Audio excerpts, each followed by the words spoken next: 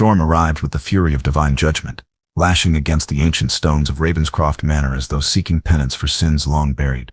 Lightning illuminated the towering Gothic spires, casting grotesque shadows across the moor, while thunder rolled through the valleys like cannon fire, a sound that made Sebastian Ravenscroft's jaw tighten involuntarily. From his study window, the Duke of Ashbourne watched the tempest with the detached fascination of a man who had witnessed far worse storms, both natural and human. When the carriage appeared through the driving rain, its lanterns flickering like dying stars, Sebastian felt an inexplicable stirring in his chest. The vehicle struggled against the wind, wheels cutting deep furrows in the muddy drive before finally drawing to a halt before the manor's imposing entrance. A woman emerged, cloaked, mysterious, moving with a grace that seemed to defy the chaos surrounding her.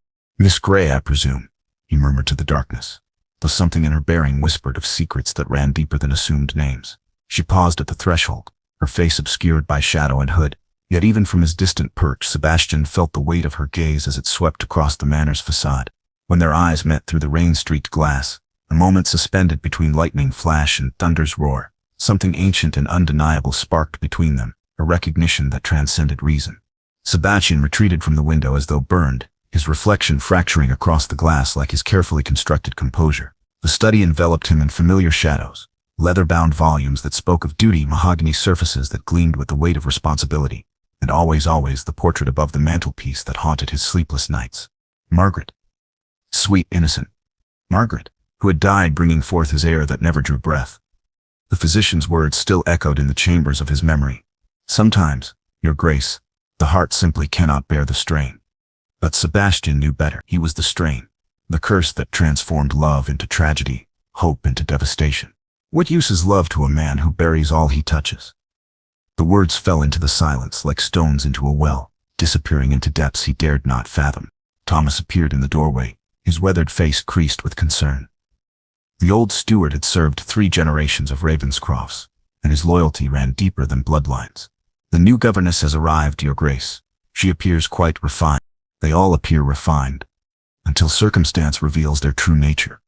Sebastian's fingers traced the rim of his brandy glass, the crystal singing a melancholy note. "See that she is settled appropriately. The children will meet her tomorrow. Forgive me, Your Grace, but perhaps it is time." "Time for what, Thomas?" "To rejoin a society that whispers of my cursed touch. To subject another innocent to the darkness that follows in my wake." Sebastian's laugh held no humor. "I am a duke, not a man. Titles require no hearts." Thomas's silence spoke volumes, his eyes holding the gentle reproach of one who had witnessed too much sorrow. "The children ask for their uncle daily. Young Charlotte speaks of loneliness, and Master Henry grows wild without proper guidance. Perhaps this Miss Grey might bring light where shadows have lingered too long." As if summoned by their conversation, the storm's fury intensified, rattling the ancient windows. Sebastian contemplated the irony, a governess arriving in tempest, like some harbinger of change. He was neither prepared for nor desired. Lady Evelina Harcourt, though she must never think that name again, stood in the modest chamber assigned to the governess, her trembling fingers working to remove the sodden cloak that had been her shield against more than mere rain. The looking glass reflected a stranger, hair darkened by moisture, cheeks pale with exhaustion, eyes that held depths of experience no mere governess should possess. 6 months ago she had been Lady Evelina, daughter of Viscount Harcourt, with prospects and position. 6 months ago she had believed in love, in honor, in the fundamental goodness of gentlemen who spoke of devotion beneath moonlit terraces. "Forgive me, my darling Evelina, but circumstances have altered." Lord Pemberton's words still cut like glass through her memories. "Your father's debts, the scandal. Surely you understand a man in my position cannot. The word that had shattered her world, revealed the hollow nature of promises whispered in alcoves, exposed the cruel mathematics of society, where love yielded to ledgers. Her mother's voice echoed from their final conversation. "The Harcourt does not bow to circumstance, dearest. We find another way. Then I shall rise above it, Mama, even if hidden behind another name." Evelina had lifted her chin with inherited pride, though her heart bled with each word. "Miss Grey shall provide where Lady Evelina cannot. The children of this house will receive an education worthy of their station, and we shall survive with dignity and tact." The deception tasted bitter as medicine, yet necessity had taught her to swallow far worse. She was no longer the naive girl who had believed in fairy tales. She was a woman who understood that survival sometimes required abandoning everything one had been to become what circumstances demanded. Thunder crashed overhead, and Evelina pressed her palms against the window, watching lightning illuminate the grounds. Somewhere in this vast manor lived the Duke of Ashbourne, a man whose reputation preceded him like winter wind. Cold, they said, remote, haunted by tragedy and suspicious of all who sought to breach his carefully constructed solitude. Perfect, she thought grimly. A man who expected nothing would discover nothing. Miss Grey would tend his niece and nephew with competent anonymity, earn her modest wage, and disappear into the safety of invisibility. Yet as she unpacked her meager belongings, her fingers found the locket she could never abandon, her grandmother's locket bearing the Harcourt crest. Some things, she realized, were impossible to leave behind, no matter how deeply one buried the truth. Morning arrived with reluctant grace, storm clouds retreating to reveal grounds transformed by rainfall into gleaming splendor. Evelina made her way to the nursery, her steps measured and purposeful, every inch the proper governess in her modest gray dress and severely pinned hair. Yet beneath the careful disguise, her heart hammered with anxiety. Charlotte and Henry Ravenscroft proved to be delightful children. She aged 9 with her mother's golden curls and precocious intelligence.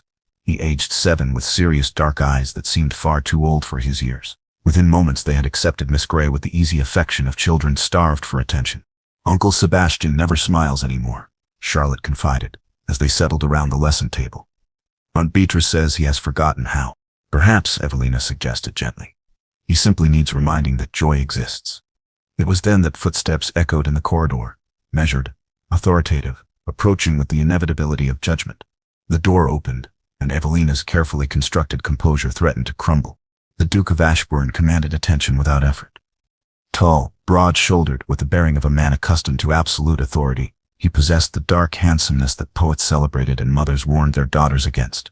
His eyes, deep blue as midnight storms, swept the room with calculating precision before settling upon her with uncomfortable intensity. "Your Grace." She rose, executed a perfect curtsy that spoke of breeding she prayed he would not recognize. "I am Miss Grey." Indeed, his voice carried the cultured tones of privilege.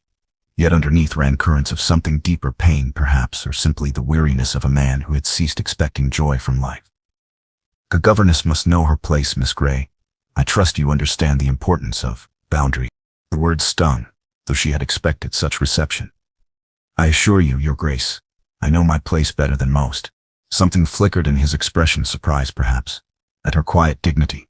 His gaze lingered on her face with troubling intensity, as though searching for something just beyond recognition. When his attention dropped to the modest locket at her throat, her one weakness, her one retained connection to identity, Evelina felt her pulse quicken with alarm.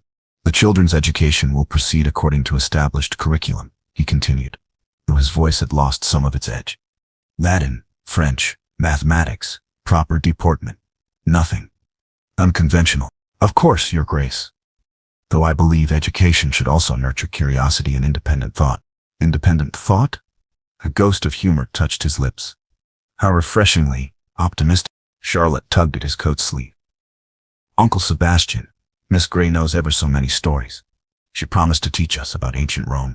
For a moment the Duke's stern mask slipped, revealing gentleness that transformed his entire countenance. Did she indeed?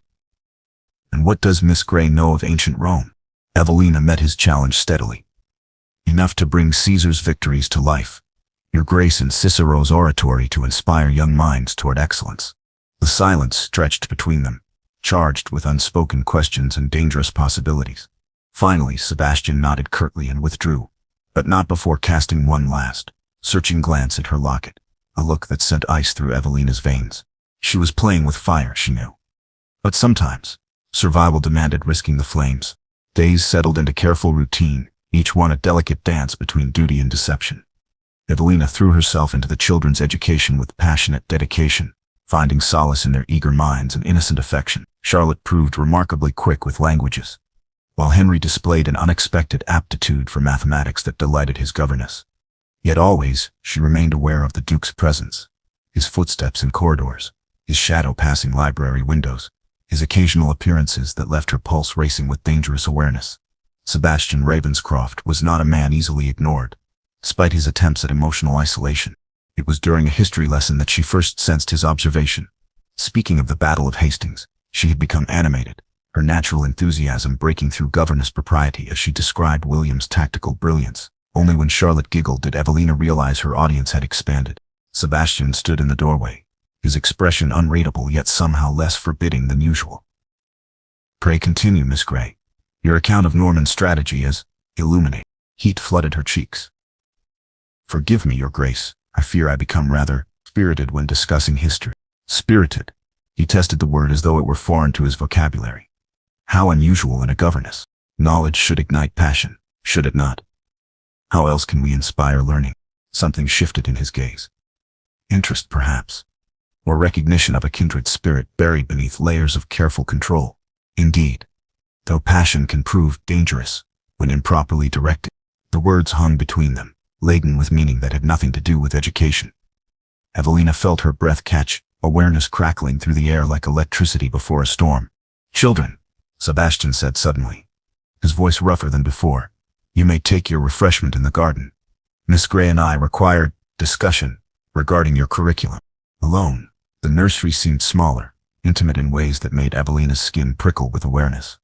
Sebastian moved to the window, his profile stark against the afternoon light. "You speak as one educated beyond typical governess expectations," he observed quietly. "Your accent, your knowledge, your bearing suggest refinement uncommon in your profession." Panic fluttered in her chest. "I was fortunate in my education, Your Grace. My previous employer valued learning." "Previous employer?" He turned, pinning her with that unsettling stare. "And yet you provide no references."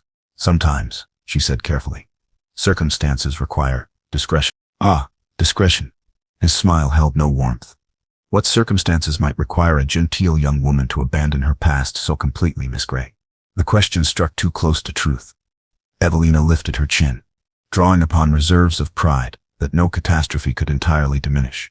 "Perhaps the same circumstances that might cause a duke to retreat from society, Your Grace. We all carry burdens we prefer to bear in solitude." The silence that followed crackled with tension. Then unexpectedly Sebastian laughed, a sound rusty with disuse, but genuine nonetheless. "Touché, Miss Grey. It seems my niece and nephew have acquired a governess with both learning and spirit. I pray they prove worthy of such exceptional instruction." As he departed, Evelina sank into her chair, hands trembling with reaction. She was walking a razor's edge, and with each encounter the blade grew sharper. This is the perfect place for our natural subscribe call to action. The rose garden had become Evelina's sanctuary, a place where Miss Grey could momentarily fade, allowing Lady Evelina to breathe beneath star-scattered skies. She had not expected to find Sebastian there, standing among the white roses, like some brooding hero from Gothic romance, his dark hair touched with silver in the moonlight. Before we continue with this tale of forbidden love and hidden identities, dear listeners, I hope you're as captivated as I am by the growing connection between our mysterious governess and the haunted Duke. If you're enjoying this story, please subscribe for more historical romance adventures, because trust me, what happens next between Sebastian and Evelina will leave you breathless. He looked up at her approach, surprise flickering across his features. "Miss Grey, I had not expected, that is, the garden is rarely visited at this hour. Forgive the intrusion, Your Grace. I often find evening air conducive to reflection." She moved to retreat, but his voice stopped her. "Stay." The word emerged rough, almost pleading. "I mean, the garden is large enough for two troubled souls seeking solitude." Troubled souls. The phrase hung between them, an admission more revealing than any formal confession. Evelina found herself drawn forward despite every instinct screaming caution. "The roses are magnificent," she observed, touching a pale bloom. "They bloom despite the thorns. Perhaps the thorns remind us that beauty demands a price." His voice carried weight of personal knowledge. Everything lovely in this world requires blood for its creation. The cynicism in his tone sparked something fierce in her chest. "Surely you cannot believe that, Your Grace? Must beauty always be born of suffering?" He studied her face in the moonlight, his expression unguarded for perhaps the first time since her arrival. "Experience has taught me that whatever I touch withers, Miss Grey. Love becomes loss. Hope transforms to heartbreak. Perhaps it is better to admire beauty from distance, to appreciate the roses without grasping them. And yet," she said softly, stepping closer despite every rational thought, "roses left ungathered eventually fade regardless. Perhaps the risk of thorns is worth the brief joy of the bloom." "You speak as one who has known both thorns and blossoms." His hand lifted, almost touching her cheek before falling away. "What heartbreak taught you such philosophy, Miss Grey?" The question pierced her carefully maintained armor. For one dangerous moment, she wanted nothing more than to confess everything. Her name, her fall, her desperate masquerade. Instead, she drew upon the strength that had carried her through devastation. We all carry scars, Your Grace.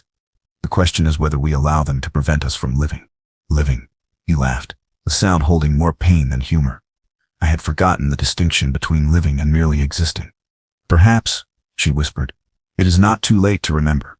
The space between them had somehow diminished until she could feel the warmth radiating from his body, could see the flecks of gold in his storm-dark eyes. Desire, dangerous, impossible desire, sparked between them like lightning seeking earth.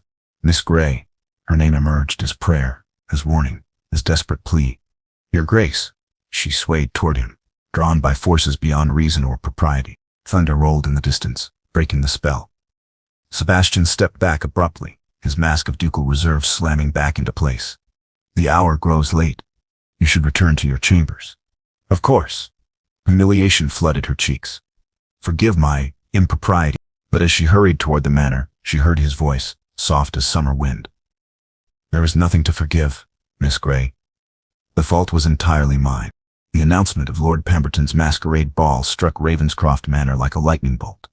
Charlotte clapped her hands with delight while Henry wrinkled his nose in disdain.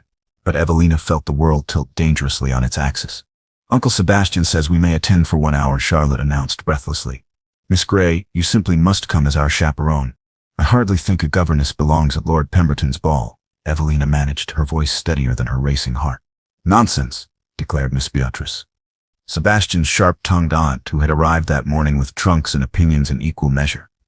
The children require supervision, and surely even a governess owns suitable attire for such occasions. Evelina's mind reeled. Lord Pemberton, her former betrothed, the man who had abandoned her when scandal touched the Harcourt name. To appear in his ballroom, even masked, seemed like tempting fate beyond reason. Yet Charlotte's pleading eyes proved impossible to resist. Please, Miss Grey, we shall be ever so good, and you look quite elegant when you're not trying to appear so governess-like, Henry supplied helpfully. That evening, Evelina stood before her mirror in borrowed finery, a deep blue gown that Clara, her personal maid, had mysteriously procured. The dress transformed her from mousy Miss Grey into something approaching her former self, though the simple mask would hopefully preserve her anonymity.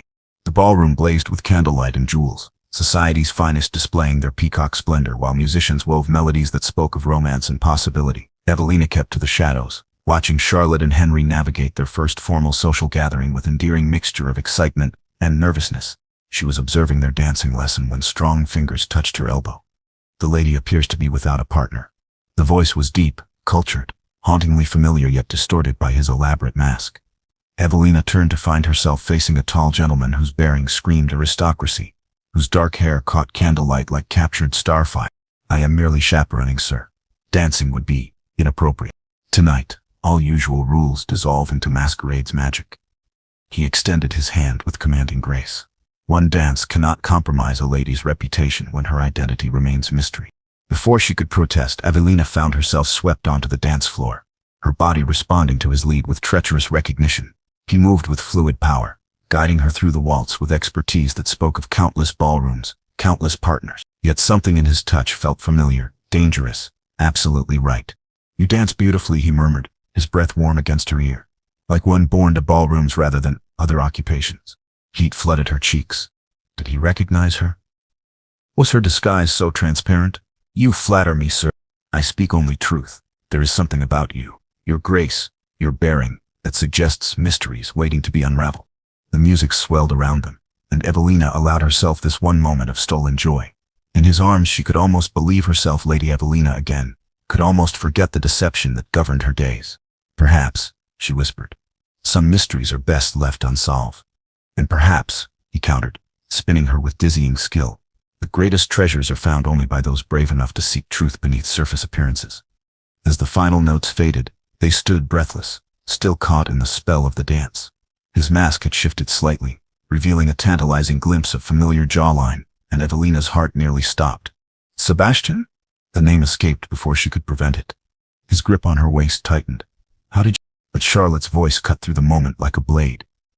Miss Grey, Uncle Sebastian, we've been looking everywhere. The spell shattered. Sebastian's eyes widened with recognition and something approaching shock. But before he could speak, Evelina had melted back into the crowd, leaving him standing alone on the dance floor. staring after her with dawning realization. Rain lashed against the manor's windows with renewed fury, as though the very heavens sought to mirror the tempest raging in Sebastian's chest. He paced his study like a caged wolf, the memory of the waltz burning through his consciousness with relentless intensity. Miss Grey, his enigmatic governess, transformed into ethereal beauty beneath masquerade's magic. The woman who had haunted his thoughts for weeks had proven herself capable of even more dangerous enchantment, when freed from the constraints of her assumed position. But it was more than beauty that tormented him. During their dance he had glimpsed something that defied explanation, a familiarity that went beyond their brief acquaintance, a recognition that whispered of deeper mysteries. The way she had said his name, the shock in her voice when she realized his identity, suggested secrets that ran far deeper than a governess's modest deception. A knock interrupted his brooding. Thomas entered without ceremony, his weathered face creased with concern. "Your Grace appears troubled." Miss Grey attended Pemberton's ball. The words emerged more harshly than Sebastian intended. She danced, quite skillfully for a governess. Thomas's eyebrows rose. "Indeed? How unexpected." "There is something about her, Thomas, something that doesn't align with her claimed background. Her education, her deportment, even the way she moves. Everything suggests refinement far beyond her supposed station. And this troubles you because—" Sebastian whirled to face his old friend. "Because I find myself drawn to her. Against all reason, all propriety. I am attracted to a woman who may be perpetrating elaborate deception under my own roof." "Or," Thomas suggested carefully, "perhaps you are attracted to a woman whose circumstances have forced her to conceal her true nature. Not all deceptions spring from malicious intent, Your Grace. You think she is hiding something?" "I think," Thomas replied diplomatically, "that many people carry burdens they prefer to bear privately. The question is whether such burdens disqualify them from happiness." Before Sebastian could respond, commotion erupted in the corridor. Charlotte's voice, high with distress, echoed through the manor. "Miss Grey, Uncle Sebastian, come quickly. I found the children huddled in the nursery." Charlotte weeping while Henry stood pale and shaking. "There was lightning," Henry explained with forced bravery. "It struck the old oak and Charlotte was frightened." "Where is Miss Grey?" Sebastian demanded. "She went to check the damage," Charlotte sobbed. "But that was ever so long ago, and the rain is dreadful." Without hesitation, Sebastian strode into the storm, Thomas close behind. They found Evelina in the garden, soaked to the skin, struggling to secure a fallen branch that threatened the rose beds. Her hair hung in dark ropes around her shoulders, her modest dress plastered to her figure, yet she worked with determined grace that stole Sebastian's breath. "Miss Grey," he reached her in 3 strides, catching her arm as she swayed with exhaustion. "What the devil are you doing?" "The roses," she gasped, rain streaming down her face. "The branch would have destroyed them. You risked your safety for flowers. Beauty should be protected when possible," she replied, her eyes meeting his with fierce conviction, "even if the cost seems foolish to others." In that moment, drenched and defiant, she was magnificent. Sebastian felt something crack inside his chest. Some wall he had built against hope, against the possibility of feeling anything beyond duty and resignation. Without thought, he swept her into his arms, carrying her toward the manor while she protested weakly about propriety and appearances. But as they reached the entrance, her struggles ceased and she relaxed against his chest with a sigh that sounded suspiciously like surrender. "You are impossible," he murmured against her hair. "As are you, Your Grace," she whispered back. Recovery from her garden adventure required Evelina to remain in her chambers for 2 days, tended by Clara and fussed over by the children. Sebastian sent his personal physician to ensure no lasting harm, along with flowers from the very roses she had protected, a gesture that left her breathless with dangerous joy. When she finally returned to her duties, she found the manor buzzing with unprecedented activity. Miss Beatrice held court in the morning room, surrounded by correspondents and wearing an expression of grim satisfaction. "Ah, Miss Grey," the older woman declared without preamble. "How fortunate that you have recovered. His Grace requires discussion regarding the children's social education." Evelina found Sebastian in his study standing before the window with hands clasped behind his back. The morning light revealed the strong lines of his profile, the aristocratic bearing that had been bred into his bones across generations of privilege. "You wish to see me, Your Grace?" He turned, and she was struck anew by the intensity of his gaze. "Miss Beatrice believes the children would benefit from exposure to suitable society. She has arranged for several families to visit Ravenscroft, ostensibly to renew old friendships." "That sounds beneficial for Charlotte and Henry's development. Does it?" His smile held no warmth. "Or does it sound like my aunt's latest attempt to thrust eligible young ladies into my path, hoping one might succeed where others have failed. Understanding dawned with uncomfortable clarity. She wishes to see you married. She wishes to see the ducal line secured. My personal preferences are irrelevant to such calculations. He moved closer, his voice dropping to dangerous softness. Tell me, Miss Grey, what are your thoughts on marriage? Do you believe it necessary for happiness? The question struck her like a physical blow. How could she answer honestly without revealing the wounds that still bled from Pemberton's betrayal? I believe, she said carefully, that marriage should be built upon mutual respect and affection. Arrangements made purely for convenience rarely yield contentment, and yet convenience often proves more reliable than affection. Emotions fade, Miss Grey. Duty endures. How terribly sad, she whispered, to believe that love is merely temporary inconvenience. Something flickered in his expression, pain perhaps, or longing quickly suppressed. Experience has taught me that whatever I love dies, Miss Grey. Perhaps it is kinder to all concerned if I content myself with duty alone. Before she could respond, footsteps announced Miss Beatrice's arrival, accompanied by a flutter of feminine voices. Sebastian, dear, our guests have arrived. Come meet Lady Pemberton and her charming daughters. The blood drained from Evelina's face. Lady Pemberton, Lord Pemberton's mother, a woman who would recognize Lady Evelina Harcourt instantly despite any disguise. Panic clawed at her throat as elegant figures swept into the study, Miss Beatrice performing introductions with obvious satisfaction. Your Grace, Lady Pemberton curtsied with practiced grace. How delightful to renew our acquaintance. May I present my daughters, Miss Catherine and Miss Elizabeth Pemberton. The young ladies simpered appropriately, their calculating gazes, assessing Sebastian's worth with mercenary precision. But Lady Pemberton's attention had shifted to Evelina, her eyes narrowing with the sharp focus of a woman who forgot few faces. And this is Miss Grey, the children's governess, Miss Beatrice supplied dismissively. Competent enough, though rather unremarkable. Evelina kept her gaze downcast, praying that submission might preserve her anonymity. But she felt Lady Pemberton's scrutiny like physical touch, searching, questioning, dangerously close to recognition. Grey, the older woman mused. How curious. You remind me of, but no. Surely it cannot be. The resemblance is quite striking, however. Governesses often share similar appearances, Sebastian interjected smoothly. Education tends to produce certain uniformity. His intervention saved her. But Evelina knew her time was running short. How long before someone connected Miss Grey to the fallen Lady Evelina? How long before her carefully constructed world collapsed entirely? That evening brought unexpected summons to Sebastian's private library, a sanctuary lined with leather-bound volumes and warmed by crackling fire. Evelina found him standing before his wife's portrait, his expression haunted with memories she could never share. You sent for me, Your Grace.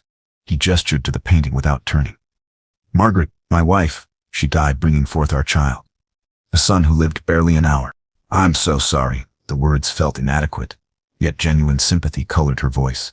Are you, or do you merely offer expected condolences to your employer? He faced her then, his eyes holding depths of pain that made her heart ache. You see, Miss Grey, I have noticed something troubling about you. Fear coiled in her stomach. Your Grace, you speak as one familiar with loss, with betrayal, with the particular pain that comes from discovering that those we trust are capable of devastating deception.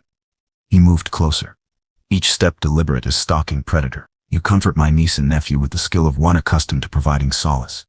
You navigate social situations with instinctive grace that suggests extensive experience. I have been fortunate in my education. No. The word cracked like whip. You have been trained from birth for a life you no longer possess. The question that torments me, Miss Grey, is why? Evelina lifted her chin, drawing upon reserves of pride that no catastrophe had entirely destroyed. Perhaps some questions are better left unasked, Your Grace, and perhaps some truths are too dangerous to remain hidden. His hand moved to her throat, fingers tracing the delicate chain of her locket with touch that burned like brand.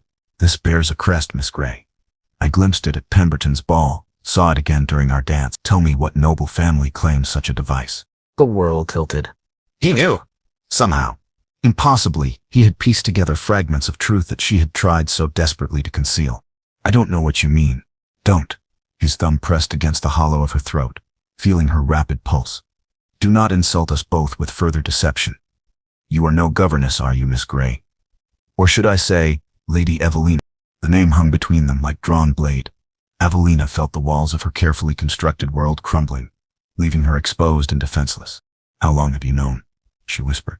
I suspected from the beginning. Your bearing, your accent, your unconscious assumptions about privilege and position, all spoke of nobility, but it was the locket that provided confirmation. The Harcourt crest is not easily forgotten, particularly when one has seen it displayed at countless social gatherings. Shame flooded her cheeks. Then you know everything. My father's debts, our family's disgrace, my reduced circumstances. I know enough. His voice gentled unexpectedly. What I do not understand is why you felt deception necessary. Why not simply request employment honestly? Because, she said bitterly, honest requests require references, background inquiries, social connections I no longer possess. Because Lady Evelina Harcourt is a scandal-tainted liability, while Miss Grey is merely competent anonymity. And what of Lord Pemberton? I assume his presence at the ball was not coincidental.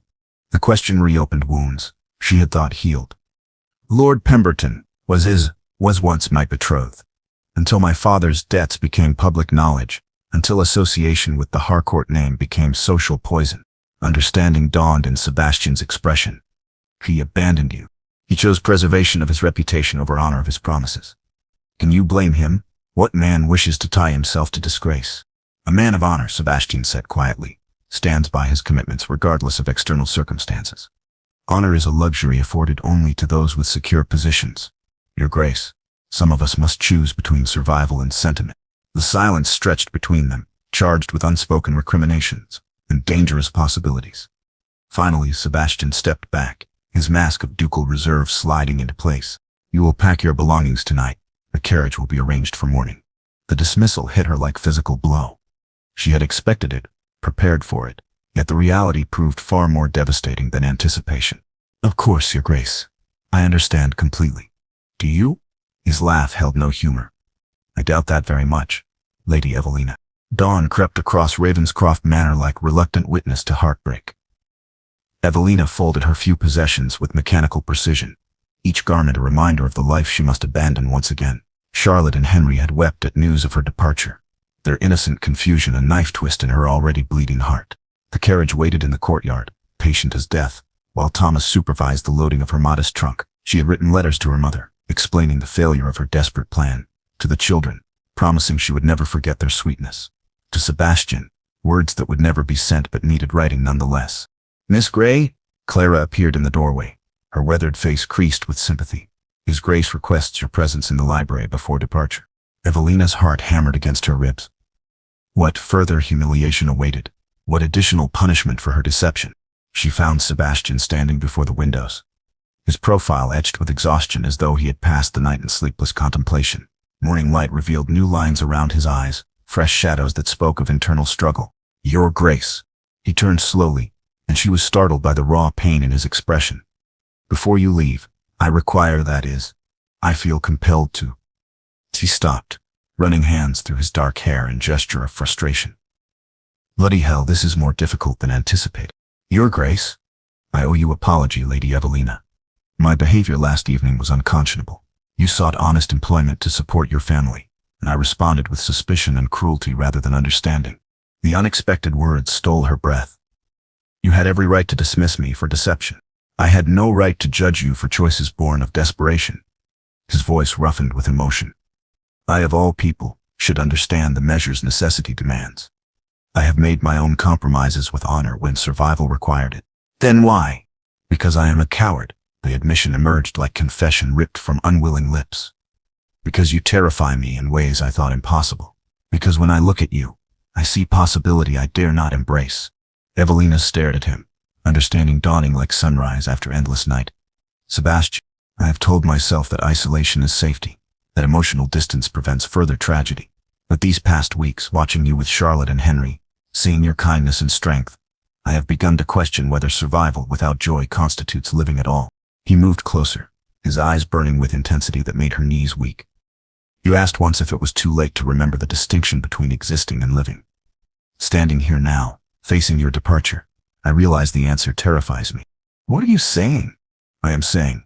He cupped her face in his hands, thumbs brushing away tears she had not realized were falling. I am saying that I would rather risk heartbreak with you than face certain emptiness without you.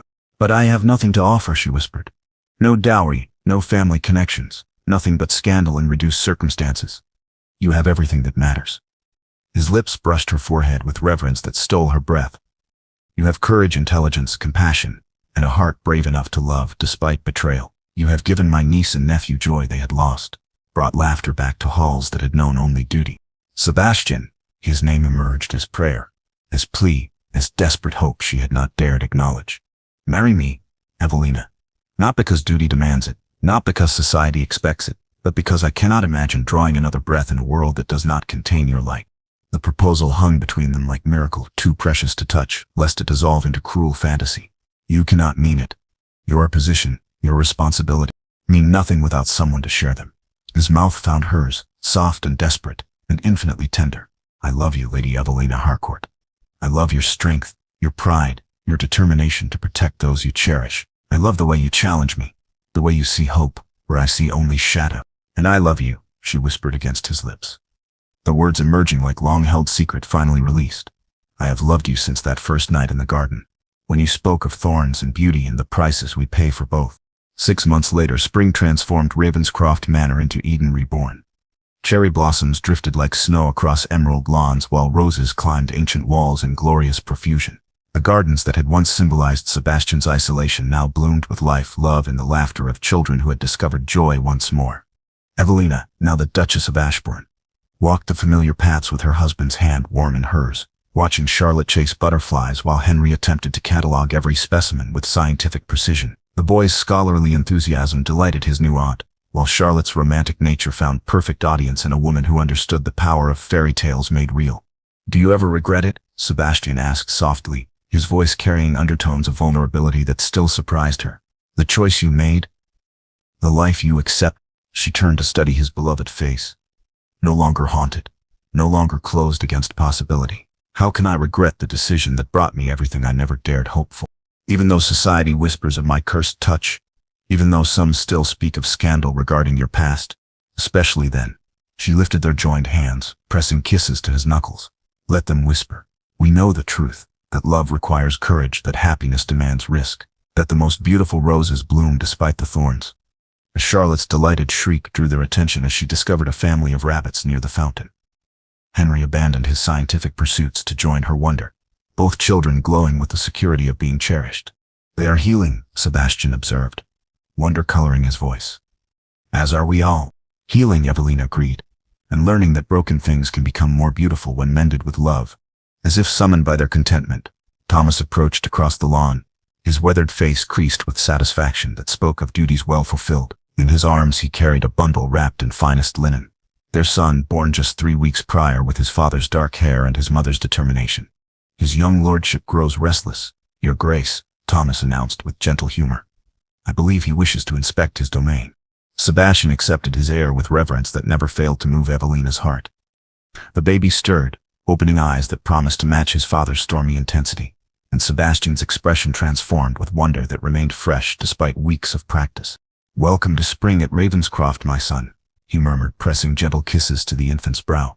Here you will learn that beauty blooms eternal, that love conquers fear, and that even the most broken hearts can heal when tended with patient devotion.